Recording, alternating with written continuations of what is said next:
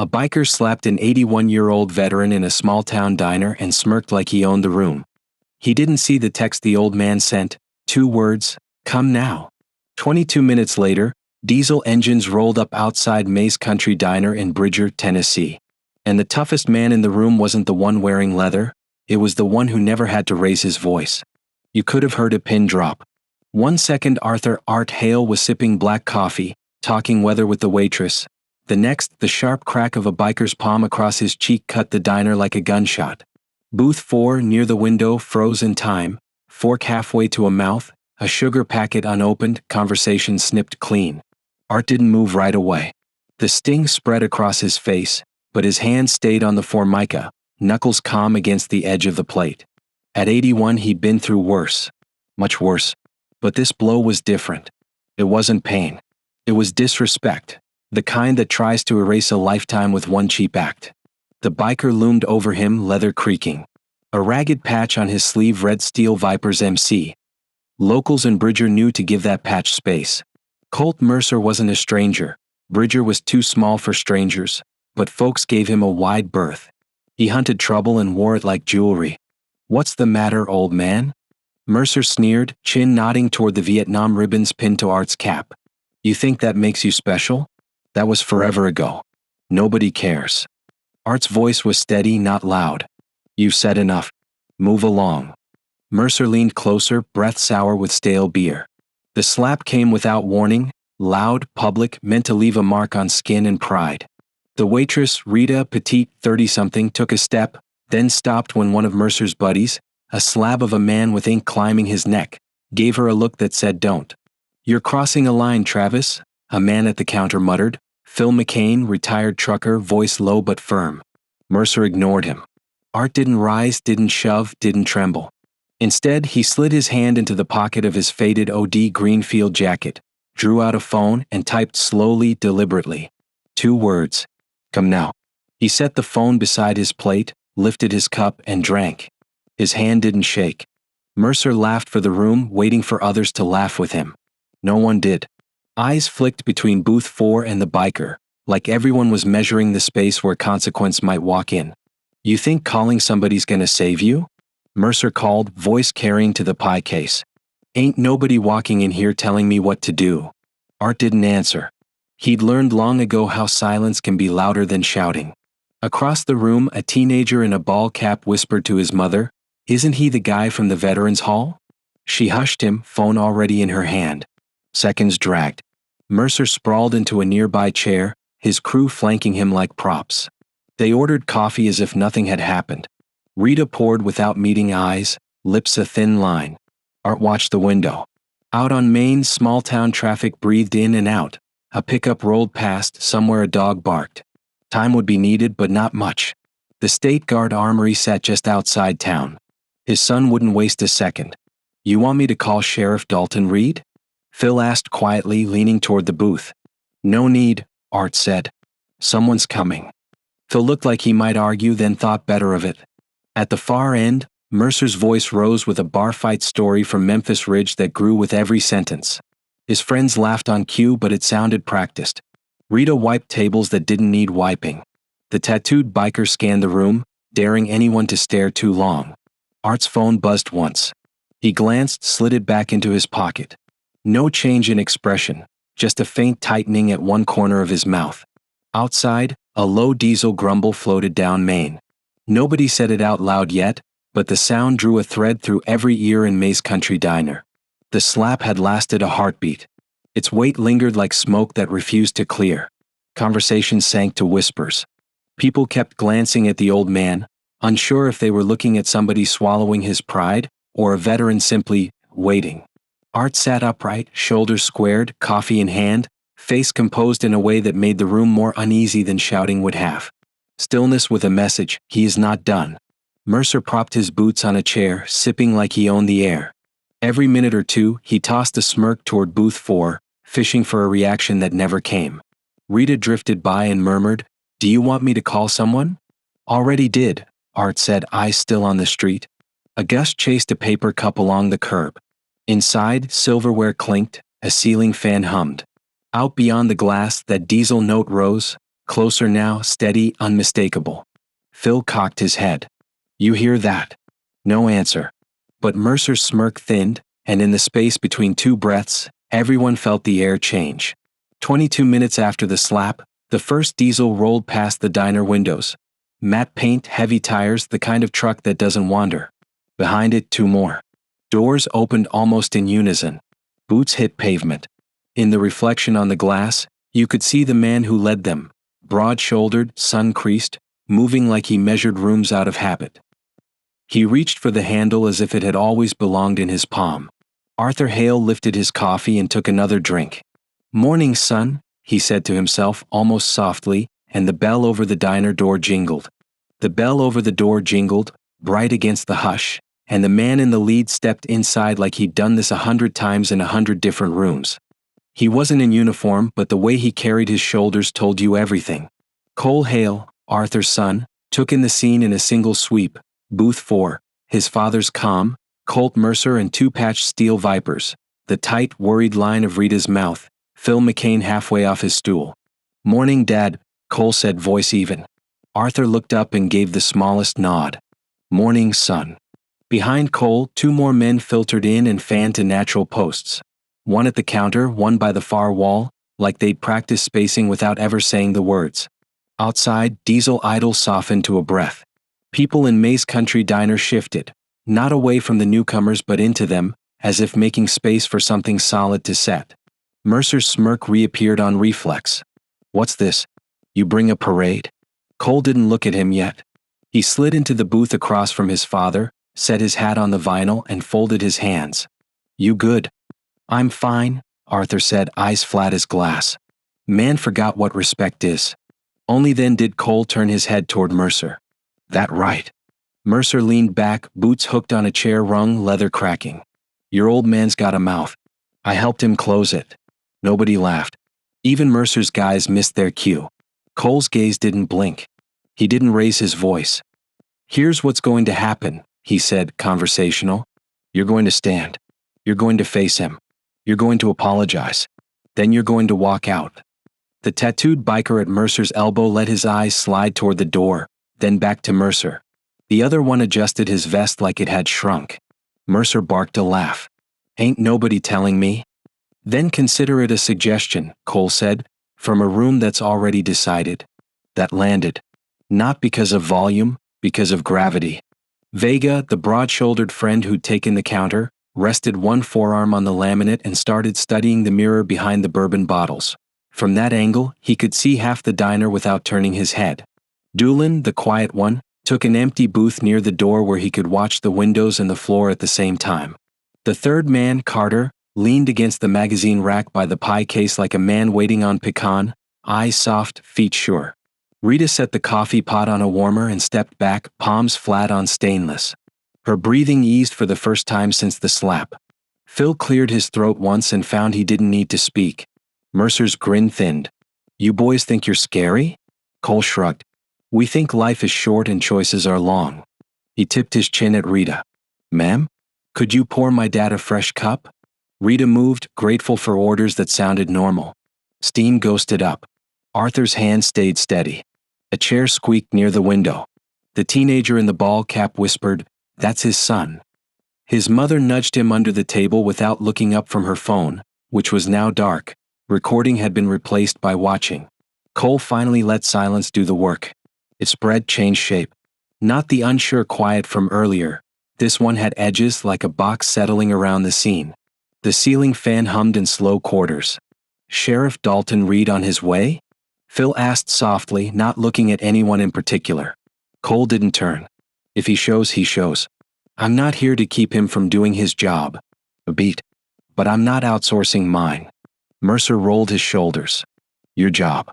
Man looks my father in the eye at 81 and raises a hand? My job is to make sure he understands there's a cost. Big talk, Mercer said, but his mouth was dry. Cole let his arms unfold and rest on the formica, relaxed. Where I've been, loud is cheap, he said. Quiet's expensive. A couple of regulars nodded without realizing they'd done it. Mercer shifted his boots off the chair and planted them on the floor, forearms on knees. The pose said he was about to stand. He didn't.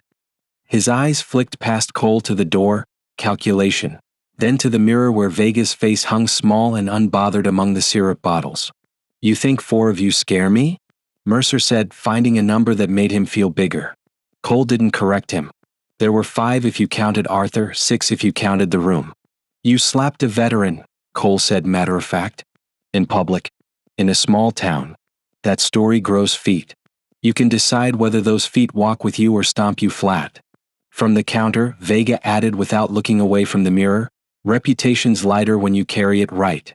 Heavy when you drag it. Carter's voice drifted from the magazine rack, dry as dust. And you can't bench press shame. The smallest smile ghosted the corner of Arthur's mouth. He kept his eyes on the window, on Maine's pale ribbon drifting past. Mercer tried a different angle. What if I don't feel like apologizing? Cole stood, slow enough for everyone to register the choice. He took a single step toward Mercer's table, not looming, just closer, then stopped. The space between them felt measured by someone who had done this before. Then we spend 20 minutes in here talking about men who did things you'll never understand, he said, calm as rain. About holding a friend's hand in a place that smelled like metal, promising his mother he'll get home when you don't know if he will. About what respect costs when nobody's watching. He let the words sit. Behind him, Doolin eased his weight from one heel to the other, a tiny shift that said we've got all day. Mercer's friends were done being scenery. Tattoo Neck muttered, Travis, then stopped because he'd used Mercer's first name by habit and heard how it sounded in the room. The other one swallowed. Rita wiped a clean table. It didn't need wiping. She needed something for her hands to do. Phil picked up his coffee, forgot to drink it. Man, just say it, he murmured toward Mercer, tired more than angry. Before you make this worse. Mercer looked at the window where a small knot of faces had gathered outside, curiosity drawn by the trucks, by the hush. A woman shaded her eyes and peered in. A kid pressed a palm to the glass to block glare and leaned, delighted by the feel of being near a story. Cole didn't glance at them. He kept his eyes on Mercer. 2 choices, he said, not unkind. You stand up and be the man your patch says you are. Or you sit there and let the town decide for you. Arthur finally shifted his gaze from the street to Mercer's face. When he spoke, his voice had a bend of steel under it. I came home to be left alone, he said. Not to be tested by boys who think hurt is something you hand out at breakfast. The line didn't come with a flourish. It didn't need one. It sounded like somebody closing a gate and dropping a pin through the latch. Mercer's jaw worked. Pride scraped bone. He looked at the door again. Cole didn't move aside. He didn't have to. The space was already small. What? Mercer said, forcing a smile too tight for his teeth. You boys gonna throw me out? Vega's reflection shook his head once. Doesn't look like we have to. The door chimed and a local stepped in, took one look and slid into a booth near the entrance. Not to block, not to help, just to be there when whatever this was ended. The diner adjusted around him like a living thing. Carter spoke again, almost friendly. I've been the toughest man in the wrong room, he said. It's lonelier than it looks. Mercer's mouth twitched. His fingers drummed the table twice, then stilled. He tried to fish anger up from wherever it lived. It came back as smoke. The tattooed friend leaned nearer. Travis, he whispered, too low for most, not for the closest. Enough. Cole's tone softened half a shade. This isn't about making you small, he said. It's about ending something the right way so it doesn't come looking for you later. Outside, a siren wailed somewhere far off, unrelated, then died. The fan's hum took the room back. Arthur set his coffee down with a quiet click. He didn't add anything. He didn't have to. The old man's stillness had been the center of the room from the moment the bell rang. Mercer exhaled through his nose. You want me to act sorry in front of everybody? Acting's what you've been doing since you walked in, Cole said. Try meaning it. That found a home in the back booth where the teenager sat. He blinked slow, as if filing it somewhere he'd find it later. Mercer looked at Arthur, and for the first time since the slap, he saw him. Not the cap, not the age, not the way his hand didn't shake, but the weight of years under his skin. Old man, Mercer said, and the words weren't acid now so much as gravel. I was out of line. Arthur held his eyes. Respect starts there. Mercer's throat worked. He swallowed the rest of his pride like a too-dry pill. I'm sorry, he said, the syllables catching on the way out, but out they came. Shouldn't have put hands on you. Rita breathed. A couple of regulars did too. Carter looked at the pie case like maybe now he could order a slice. Cole didn't smile. He nodded once. Now leave. Mercer stood. The scrape of chair legs sounded like a verdict. He didn't push past anyone, didn't shoulder the air like he owned it. He just walked, his friends behind him, the bell above the door jangling into the hush, the small crowd outside peeling back to make a corridor. Before the door swung closed, Cole added, not as a threat but as a promise. You'll remember this. Next time, ask yourself if you're proving strength or hiding weakness. The door clicked. The diesel chorus outside woke, coughed, fell quiet again. Not the trucks that had brought Cole, but the bikes Mercer straddled with hands that didn't feel as sure of themselves as they had an hour ago. Inside, sound crept back in like color, returning to a washed-out photograph. People cleared throats. Chairs squeaked. The ceiling fan's hum climbed a note. Rita topped off Arthur's cup without trembling. On the house, she said. Appreciate it, Arthur answered. Phil finally sipped his coffee and made a face. Cold? He drank it anyway. Cole slid into the booth again. For the first time since he'd walked in, the corners of his mouth relaxed. You good to finish breakfast? Always, Arthur said. Outside, phones lowered. A few folks started telling the story before they'd even left the sidewalk, shortening it in the way stories get shortened. Guy slapped a veteran. The veteran didn't blink. The sun showed up with quiet and the room made a decision. None of them would be wrong. Vega tapped the counter twice and pushed off. We'll head back, he told Cole. Base is waiting. Thanks, Cole said. For what? Vega asked deadpan. Pie was decent. Doolin and Carter drifted toward the door, each pausing to nod at Arthur as if leaving a chapel. The bell jangled again, friendly now. Cole watched his father take a bite of biscuits that had gone cold and didn't seem to mind. He let the moment settle, then said, You know this'll be everywhere by sundown. Arthur adjusted the bill of his cap. Good, he said. Maybe the next boy with something to prove will find a better way to prove it.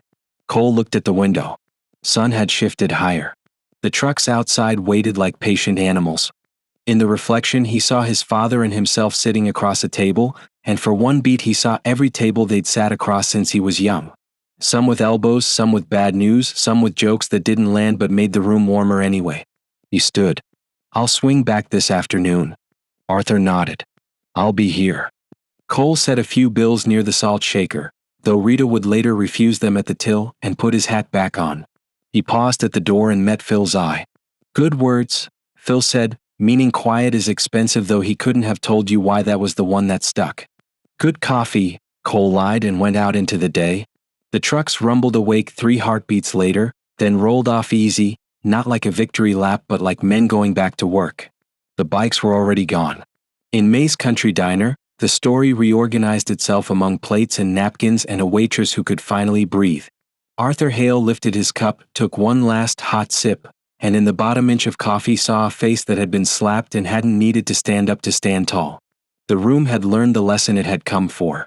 The town would learn it by evening. And somewhere a young man would watch a shaky phone video and, without quite knowing why, make a different choice the next time his pride tried to tell him who he was. The text alert had been short. Come now. 2 words. But for Cole Hale, those 2 words meant more than paragraphs. His father didn't use them lightly. Inside the National Guard training facility outside Bridger, a whiteboard still held maps and times, but the meeting stopped the moment his phone lit up. Cole stood so abruptly his chair rattled. Vega, broad-shouldered, scar at the jawline, paused mid-sentence. Trouble? Cole didn't break stride. Dad. The men around the table, 7 in all, old platoon brothers, not kids anymore but built like they could still hump a ruck 10 miles, didn't ask for details. They'd served too long to need them. Vega was already pulling his jacket on. Where? May's Diner. It wasn't a question but a statement of intent. Vega tossed keys to Patrick Doolin, quiet and rangy. You're driving the second truck. James Carter, calm and soft-spoken, was already tucking his phone into his vest. 3rd truck behind you. The sound of diesel engines is different when the men inside know why they're moving. It's lower, tighter, like a growl that's been waiting. As Cole climbed into his pickup, there was no rush in his hands, but every motion was clipped, efficient. He could see his father's face in his head, still and steady even when the world tilted. Who is it? Vega asked as they rolled past the chain-link gate. Mercer.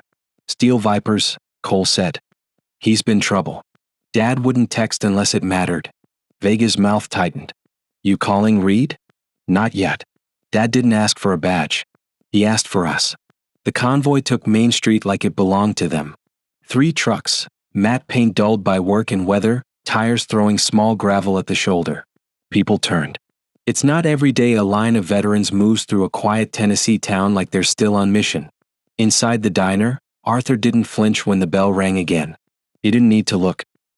He saw the reflection in the window first, a broad figure, cap brim low, scanning the room with the economy of a man who knows how to read danger fast.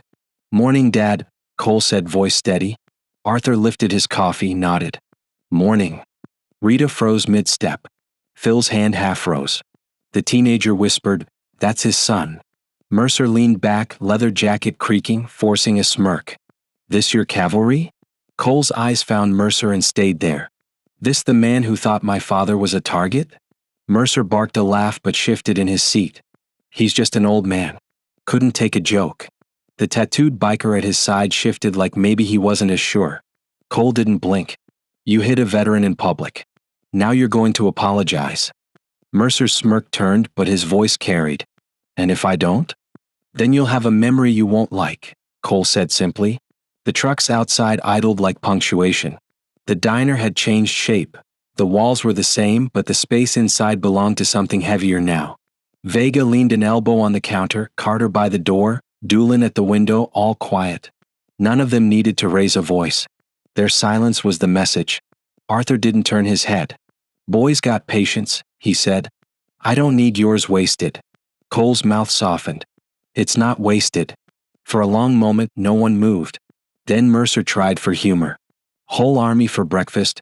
You boys overreact easy. Vega finally spoke, voice like gravel rolled smooth. Overreacting looks different. Something in that tone made Mercer glance away. Cole leaned forward, hands flat on the table. You're going to look at him and say the words. Not for show. Not because I told you. Because you crossed a line. The teenager's phone was out, but his mother lowered it. Some things were better lived than posted. Mercer opened his mouth, but nothing came easy. His friend stayed still. The one with tattoos avoided his eyes. You think this is funny? Cole asked. Mercer swallowed. Man's got a mouth on him. And you've got pride in the way, Cole said. Drop it. Arthur finally turned his head, slow and even. You don't scare me, son. Men half your age and twice your danger never did. The room tightened. Mercer's jaw flexed. His crew looked smaller. You've got a choice, Cole said again. Apologize and walk out. Or stay seated and learn something the hard way. The outside engines grumbled, steady. Someone at the window leaned in, hand shading glass. Mercer blinked, broke eye contact first. He looked at Arthur and found nothing but calm. And for the first time that morning, the biker who thought a slap was a joke wondered why the joke wasn't landing. The sound of those diesel engines outside May's diner didn't fade. It stayed steady like a low drumbeat. People inside leaned without meaning to, listening for whatever would come next. Arthur Hale hadn't moved. His coffee cooled, his back straight. He looked like a man waiting on nothing at all, which somehow made the waiting louder. Cole Hale hadn't raised his voice once. He didn't have to. His friends, Vega, Doolin, Carter, spread through the room like they belonged to it, each taking up space without asking, each one a quiet statement. No one was blocking doors, no one was flexing muscle, but the message had weight. This room was occupied by people who knew how to hold ground. Colt Mercer kept his smirk, but the edges frayed. He pushed his cup away, leaned back in the booth with his shoulders spread like he could own the air. This your show of force, huh? He said loud enough for the back tables. 3 trucks, couple of army buddies? Looks like overkill. Cole sat opposite his father, forearms on the formica, calm as a stone. It's not a show, Mercer. It's a reminder. What, that I'm supposed to be scared? No, Cole said, his tone flat, that some things are bigger than your pride. The words hung there. Rita, the waitress, stilled her hands on a tray. The teenager in the cap slid his phone away. Even Phil McCain, who'd been at Mel's counter for more cups of coffee than he could count, leaned forward slightly, catching the sense that something heavier than a scuffle was taking place. Mercer tried again. Man, your dad's just an old guy. I barely touched him. Whole room acting like I slapped him. Phil cut in, his voice rough but sure. You slapped an 81-year-old veteran in front of people who respect him more than you'll understand. Mercer turned his head slowly, eyes narrowing. Nobody asked you, trucker? Phil didn't blink. Didn't have to be asked. The tattooed biker with Mercer shifted uncomfortably. The other one stared into his coffee like it might solve something. The swagger in their jackets didn't fill the seats anymore. Cole's voice didn't rise. You've got two choices: stand, own what you did, and leave. Or sit there and show every person here exactly what kind of man you are. Mercer barked a laugh, short and sharp. Think you can make me? Cole leaned back. I don't have to. Look around. It was subtle, but the diner had turned. Heads at tables, quiet but watching. Every patron was part of the weight pressing down, and the trucks outside were just punctuation. Even Rita, carrying a pot of fresh coffee, didn't hide the steel in her glance as she passed Mercer's booth. Arthur finally spoke, his voice level but edged. You think a man's worth is measured by how loud he can be? You're younger than my youngest pair of boots. And still you think you can walk into a place like this and hand out disrespect like it's free. Mercer's smirk faltered. Something in the old man's stillness was worse than anger. I'm not here to fight you, Arthur continued. I've fought men who didn't come home. I've carried them. You won't be one of them because you'll walk out that door. And when you do, you'll remember why you kept your hands to yourself after today. A hush followed. The words didn't sound like threat. They sounded like fact. Outside, someone rapped lightly on the window. Just curiosity, but it made Mercer's head snap around. There were faces out there now. Locals. Phones. A reminder that in small towns, stories grow faster than weeds. Mercer shifted in his seat, looking suddenly older than he had an hour ago. Whole county's gonna talk about this? They'll talk, Cole said. But what they say is still up to you. One of Mercer's own men spoke then low. Travis, maybe just let it go. Mercer stiffened. Shut up. But the tone was weaker than before. Vega finally broke his silence. You think you look strong right now? You don't. Strong is knowing when to sit down and strong is knowing when to stand up. And right now, sitting is making you smaller every second. Arthur's fingers tapped the mug once, quiet but final. We're not here to break you. Just to remind you the world's full of men you can't measure by your own yardstick. The tattooed biker muttered again, too soft for most but clear enough for Mercer. Let's go, man. Mercer's jaw tightened. He glanced at the door, at the faces pressed to the glass, at the quiet in the room, at the man he'd struck who hadn't moved, and at the son whose voice hadn't gone above conversation level. For a moment, he looked like a man cornered not by fists but by a mirror he didn't like. The room waited on Colt Mercer like a jury that had already heard enough. Outside, the diesel thrum held steady, a heartbeat that refused to fade. Inside, the air felt cut clean. No music, no clatter, only breath and the soft hum of the ceiling fan marking time. Mercer's eyes bounced from the door to the window to Arthur Hale's face and back again, looking for anywhere to set his pride down without breaking it. There wasn't a place. Not anymore.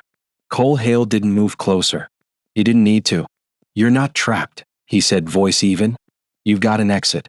It's the one with your name on it. Mercer barked a laugh he didn't feel. What, say sorry like a kid? Cole tipped his head. No.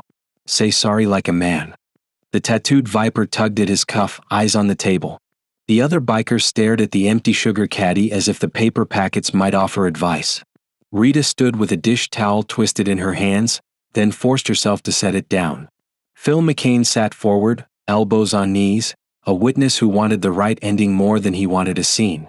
Arthur finally turned his cup slowly on the saucer, the ceramic whispering against Formica. Son, he said to Mercer, some things you fix quick or you don't fix at all. Mercer's jaw flexed. He shifted like a man about to stand, then thought better of it and stayed put. You think this town's gonna remember one slap? Phil answered for the room. We remember how people behave when it counts. Cole let the silence do the heavy lift. 1 Mississippi. 2. 3. The trucks outside idled through it like metronomes. Mercer tried to grin again. It didn't fit. You brought backup for an apology. Cole gave a small shrug. I brought witnesses for a lesson. That landed in the back booth where the teenager sat, eyes wide, hands flat. His mother didn't shush him this time. She watched, phone on the table, black screen reflecting the light. A shadow fell across the front windows, wide brim hat outlined against the sun. The bell jingled and Sheriff Dalton Reed stepped inside, not fast, not slow, just bringing the temperature down a degree by existing. He took in the scene with one sweep. Arthur steady, Cole calm, Mercer cornered by nothing you could touch. Reed didn't reach for his radio. He touched the brim of his hat to Rita, then to Arthur. "Everyone all right?" "We are," Arthur said, and it sounded true. Reed's gaze moved to Mercer. He didn't glare. He didn't posture. "Mr. Mercer." Mercer stiffened. "Sheriff." Reed's voice was soft enough to pass for friendly. "Bridger does better when folks mind their hands." Mercer swallowed. "Yes, sir." Reed stayed where he was. "You boys finish your business," he said to the room, and lifted his chin at Cole in a way that said, "I'm right here if you need me." Then he went to the end of the counter and stood with his back to the wall, a man-shaped boundary rather than a threat. Cole's attention never left Mercer. "Last time," he said, kind as a closing door. "You stand up. You look him in the eye. You apologize. Then you leave." The fan ticked one slow rotation. Mercer's fingers drummed once, 2 knuckles, 3, stopped. His shoulders dropped a fraction, the kind of change you only catch if you've spent time watching men make choices that cost. He pushed his chair back. The metal legs scraped the tile, loud as a verdict. He stood. No one cheered. No one clapped. The room simply breathed again. Mercer didn't look at Cole. He looked at Arthur, and when he spoke, the words were rough but true enough to stand on. "I was out of line," he said. "Shouldn't V put hands on you." Arthur's face didn't soften, but it wasn't stone. "Respect starts there," he said. Mercer's mouth worked once like he was chasing the right shape. "I'm sorry," he added louder now, aiming it at the room that had watched him. "Didn't show respect." Rita's shoulders fell an inch. Phil nodded once. At the counter, Sheriff Reed's eyes eased. Vega, still in the mirror behind the syrup, stopped watching and started existing again. Cole didn't smile. He didn't humiliate. He just stepped aside half a pace, opening the lane no one had physically blocked. "Now walk out," he said. "And remember how it felt to do the right thing 10 minutes later than you should have." Mercer hesitated. Pride tried to rally and failed. He turned toward the door. The tattooed viper stood with him, then the other. As they passed Cole, he didn't flinch and neither did they. No shoulders brushed. No last word was thrown over a shoulder. The bell chimed, simple as a church service ending. Outside, the gathered faces broke to make a path. A couple of phones raised, most lowered. Mercer mounted his bike with hands that found the grips like they were new. The engines coughed awake, then settled. The trio rolled off down Main at a speed that could only be called careful. Inside, May's Diner did what good rooms do after a storm. It reclaimed itself. Chairs squeaked. Plates resumed their natural clatter. Somebody laughed too loud at nothing, then laughed at having laughed. Rita poured coffee like the pot finally weighed less. Sheriff Reed pushed off from the counter and approached Arthur's booth. "You want a file?" he asked, same question he would have asked if the morning had gone different. Arthur shook his head. He took the lesson. "Let it be." Reed tipped his hat. "All right. For what it's worth, that was cleaner than most affidavits." He glanced at Cole. "You boys ever think about teaching de-escalation at the academy?" Cole's mouth flickered. "We do it where we can." Reed's eyes ran over the room one more time, measuring the edges. "You call if you need me," he said and left the way he came, quietly, the bell a softer sound on exit. Vega tapped the counter twice and drifted over to the booth. Doolin and Carter joined him, the three of them forming a loose, easy arc that didn't press. Cole slid into the seat across from Arthur, hat on the vinyl, forearms on the table. Up close, you could see his pulse had finally decided it could slow down. "You good?" he asked. Arthur lifted his cup. "Wasn't not." Doolin huffed a breath through his nose that almost counted as a laugh. "Man could bottle that calm," he said. "Wouldn't sell it," Arthur replied. "It's earned." The teenager in the cap rose with his mother. At the door, the kid stopped like the thought had outrun his feet. "Sir?" he said to Arthur, voice finding adulthood for one sentence. "My granddad was Navy. He would have liked you." Arthur nodded. "I would have liked him." The boy smiled, truer and deeper than his age, and went out into a town that would feel a half degree different to him now. Rita set a fresh plate on the table. Warm biscuits, she said. Figured the morning owed you some. Appreciate it, Arthur said, like he'd been handed a medal and chose to treat it like bread. Phil swung off his stool and wandered over. World's gonna tell this like a bar fight, he said to no one in particular, when it was a sermon. Carter grinned. Sermon with carburetors. Outside, the line of onlookers thinned to nothing but sunlight on the sidewalk.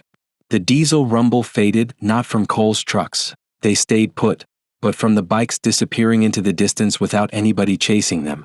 Cole checked his watch and then didn't care what it said. We'll head back in a minute, he told Vega. Base still there, Vega said. Diner needed us more. Arthur buttered a biscuit like the room hadn't just learned a rule it wouldn't forget. He didn't look taller. He didn't need to. He had never once stood up. Cole watched him for a breath longer, a boy and a man and a son all layered together behind his eyes. Thank you for texting, he said. Arthur took a bite, chewed, swallowed. Thank you for coming, he answered. That's the whole of it. The bell rang again, just a couple from the feed store, sprinkled in sun, tracking crumbs to their favorite booth. Normal came back and sat down. Cole rose, left bills folded beneath the salt shaker knowing Rita would argue later, and gathered his men with nothing more than a look. They moved without hurry, without weight. At the door, he paused and tipped 2 fingers at Phil, who lifted his cup in return. Good coffee, Cole said. Phil snorted. Liar. They stepped into noon light. The trucks greeted them with a friendly cough. Engines turned, settled. Cole glanced through the glass one last time at his father, cap low, coffee steady, small as a dot and as large as a landmark. Back to work, he said, and the convoy rolled out the way it had arrived. Present, not loud. Unmissable, not flashy. The kind of quiet a town remembers because it made everybody in it feel taller for a day. Behind them, May's Diner held the shape it had learned. That respect can be enforced without a single raised fist, and that sometimes the strongest act is a man refusing to be moved by anything but his own measure. The lesson didn't clap for itself. It didn't need to. It had already taken root in the way people would lift their chins to each other on Main, in the sir that would slip easier into younger mouths, in the way a hand would think twice before it rose. And in the booth by the window, Arthur Hale finished his plate, paid for more than he owed, and went home the way he always did, like a man who had nothing to prove and a family that would answer a 2-word text with an entire wall of daylight. The morning at May's Diner passed into memory fast, but the echo stayed in Bridger. It stayed in the way people told it, softly at the feed store, louder at the VFW hall, in quick mentions at the school drop-off line. Not everybody had seen the slap, but by now everybody knew it. And more than that, they knew how it ended, without fists, without shouting, without blood. Just one old man, his son, and a wall of quiet strength. Arthur Hale didn't change much. He didn't need to. He was still up before dawn, coffee black, boots dusty. The fence line still needed walking, the pasture still called for mending. But now, when he stepped into town, there was something new in the air. A nod here. A half-smile there. Men his age gave a little more space. Younger folks seemed to straighten up when he passed. Arthur noticed, but he didn't lean on it. The respect meant something sure, but he'd learned a long time ago that respect was like wire, pull too tight and it snapped. Let it stay just enough to hold and it lasted. For Cole Hale, the weight was different. He'd gone back to the guard base, back to drills and forms and the business of men who keep their edge sharp. But he caught himself thinking more about that diner than any field exercise. About how his father had sat there, steady, and how easy it would have been to stand and make a different kind of noise. Late one evening, weeks after it all, Cole drove out to the ranch. The sky was the deep indigo of Tennessee spring, stars pushing through like pins in velvet. Arthur was on the porch, boots up, cap tipped low. You hungry? The old man asked without looking. Always, Cole said, dropping into the chair beside him. They sat in companionable silence, the kind that only belongs to people who've shared something that doesn't need retelling. The night hummed with crickets, a whippoorwill somewhere down by the creek. Finally, Cole said, They're still talking about it. Arthur sipped. People always talk. Dad, they called you unshakable. They said you didn't even blink. Arthur gave a low chuckle. Wasn't about blinking. Was about knowing there's nothing new under the sun. Men swing, men swagger. Seen worse in places that smelled like diesel and dust and hurt more than pride. Cole leaned forward, elbows on knees. Why'd you call me? You could have called the sheriff.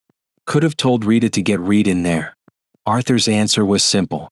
Didn't need law. Needed memory. Needed that boy to feel what respect looks like when it walks through a door. And I knew you'd bring it with you. Cole's throat tightened a little. He looked out at the pasture. We didn't even touch him. That's the point, Arthur said. Sometimes noise makes men deaf. Quiet makes them listen. Cole nodded, storing that away. The town moved on, but not entirely. The video surfaced eventually. Grainy, sure, but clear enough. The slap, the calm, the sun arriving like a quiet storm, the trucks waiting. It didn't go viral like a wildfire, but it burned slow and steady through forums, veteran groups, a few local news sites. People argued, praised, laughed, but most leaned the same way. There was something in the way the old man never raised his voice. Something in the way the young one didn't need to. Arthur never watched the clip. Cole tried once to show him and he waved it off. A screen can't show what matters, he said. But the folder of printed comments found its way to the kitchen table anyway. Letters started showing up too. A woman in Kentucky who said her father had served with men like Arthur. A young guy in Colorado who wrote that he'd walked away from a fight because of the story. Arthur read them sometimes at night, but only for a while. Then he'd slip them back in the drawer and go sit on the porch, listening to the sounds that had always been there. Wind, cattle, the low groan of a gate. One afternoon, Sheriff Dalton Reed stopped by with a paper bag of peaches. They talked on the porch about nothing much until Reed said, "That Mercer kid's been quiet. Working from what I hear. Keeps his head down." Arthur nodded. Good for him. You think it stuck? Reed asked. Arthur thought a long time. Maybe. Maybe not. But he knows now that some men aren't to be tested. That'll sit with him longer than a night in a cell would have. Reed studied him, then said, "Lot of folks don't handle things that clean." Arthur smiled faintly. Clean's easy when you've got nothing to prove. The legacy wasn't just a diner story. Weeks later, Cole found himself on the edge of a training field, talking to a younger soldier. The kid had that quick kind of anger, the kind that flares up before the mind catches it. Cole said, "Let me tell you about my father," and the kid listened. Sometimes lessons need fists. Sometimes they need silence. When spring warmed the fields, Arthur was back at May's booth by the window. Rita brought coffee without asking. Phil raised his cup from the counter. A couple of new faces turned to look. Arthur just nodded. Morning. The sound of the bell over the door, the scrape of chairs, the smell of bacon. Life was what it was. But in this town, on this street, in this room, a single moment had become a marker. Not for fear, not for force, but for the kind of respect that lives longer than pride. As Arthur left that morning, Cole called after him, "Dad, you ever gonna tell that story yourself?" Arthur stepped into the sun, the brim of his cap catching the light. No need. Town's already telling it better than I could. And maybe that was the point. Some stories don't need retelling. They just need living once.